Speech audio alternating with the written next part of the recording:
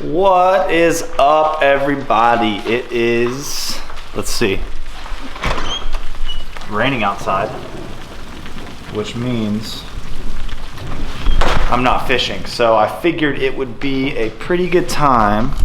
Set you up right here. Oh, too low. There we go. All right, so this video is going to be the last part of our 3-part series, and it's going to be all about spinnerbaits.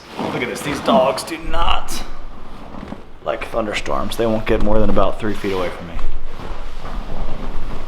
Oh, I need to back up again. Probably shouldn't have picked the camera up. So yeah, we're going to talk all about spinnerbaits. Again, this is the last video of the 3-part series of catching redfish in dirty water. I hope it is informative and that y'all enjoy it.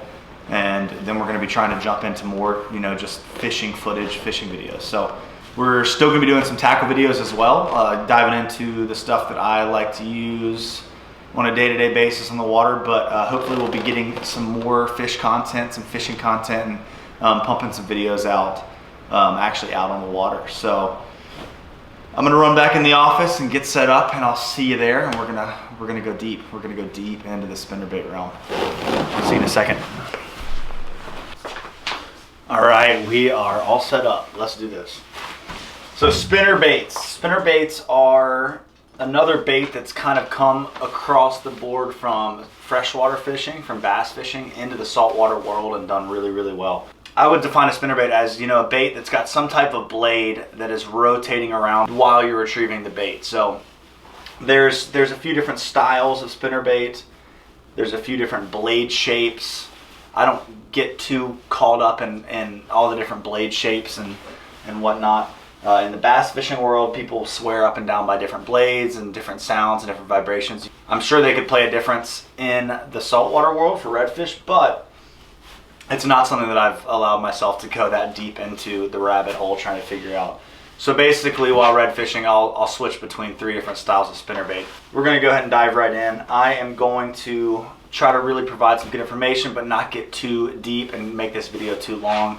Just kind of cut right to the chase. So like I was saying, there's really only 3 spinner style baits I'll fish in salt water. The first being the classic spinnerbait, probably what you're all imagining, which does really well. Secondly, I really like what's called an underspin, and we're going to dive into that. I'll show you some close-ups of that as well. But that's called the underspin. And then the third is an inline spinner. And again, we'll dive into what that looks like and how that works here in this video. So first off, we're going to jump into the classic style spinnerbait. A lot of times you'll see Strike King spinnerbaits at tackle shops. That's mainly what I'll fish here in saltwater. Sometimes I'll add a skirt, and like I've said in other videos, like the chatterbait video, Z-Man has these great little skirt packages that you can slide over most jig heads, slide up the hook onto the back of a jig head. If you want to add a little extra movement, you can trim those skirts and shorten them up to your liking. But 90% of the time, I'm fishing these spinnerbaits without a skirt. Lots of companies make spinnerbaits. You can use some freshwater baits. In saltwater, you just want to be careful though, because a lot of those baits, if you don't look into them, they can rust up pretty bad pretty quickly. But the Strike King Redfish Magic spinnerbait is a go-to. When I'm fishing the spinnerbait for redfish, I like to throw it out there and let it hit the bottom and start to reel. And I want to speed that bait up so that it's just off the bottom.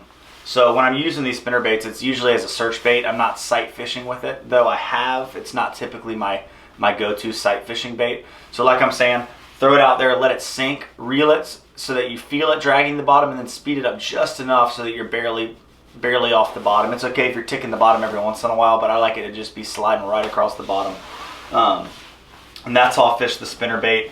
As far as trailers and soft plastics that I like to throw on there, it really just depends on the watercolor. Any soft plastic color that you already like, you can add on to one of these jig heads. And the nice thing about these Strike Kings is, and all spinnerbaits for the most part, at least saltwater spinnerbaits, you can pop this little front section off and slide on any jig head you want. You can change the weight out that way, and change the color out, change the head out. They're pretty versatile.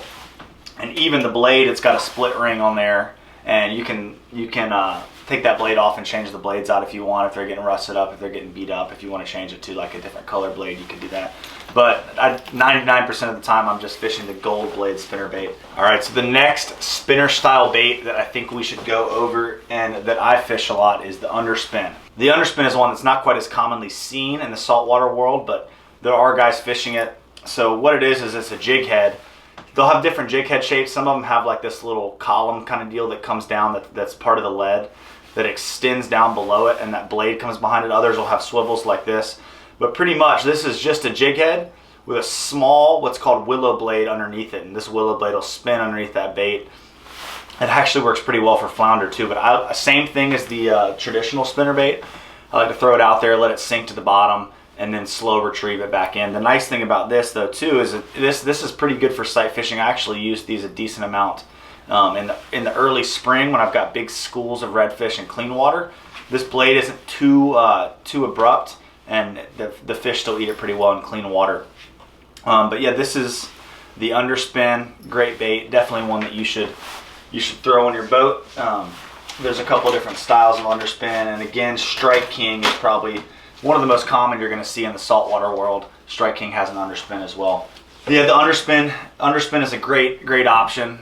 There's definitely more guys fishing it. Actually, Fathom Inshore, which is a local company here in town, has started creating an Underspin in their inshore line, which is a pretty cool little bait. All right, last but certainly not least is what's called the Inline Spinner. This is an incredible bait. I don't fish it here in North Carolina quite as much as I do the other two spinner style baits, but I do fish it quite a bit in Louisiana. So the cool thing about this Inline Spinner in particular is this larger blade. I really like that. And it's got this quick release, so you can kind of change out whatever jig head you want on here. The Inline Spinner, instead of being on a swivel, it just rotates around like this instead of spinning tight on a swivel. And so as your jig head's back here, this just spins around the head of the jig head, and it kind of creates a different look and a different vibration than the other two spinner style baits we've gone over. I like to fish this, like I said, in Louisiana a good bit more, and you can really go up on the weight of your jig head. I like to fish this bait the same way I fish the other spinner baits. You know, like I've said, throwing it, letting it hit the bottom, speeding it up just enough so that it's skimming just above the bottom. Not that you can't fish spinner baits higher up in the water column, but I just am already anticipating if I'm throwing a spinner bait that those fish are laying on the bottom. They're not floating. They might not be shallow up on the banks. I'm using it as a search bait.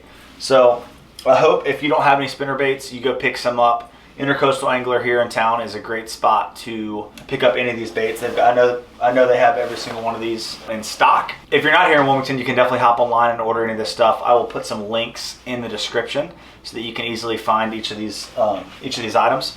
Or the tackle shops near you, I'm sure, have a lot of this stuff. Definitely the Redfish Magics and some of the Underspins. The Inline Spinners, I don't see them quite as much in saltwater tackle shops, but some of them have them for sure.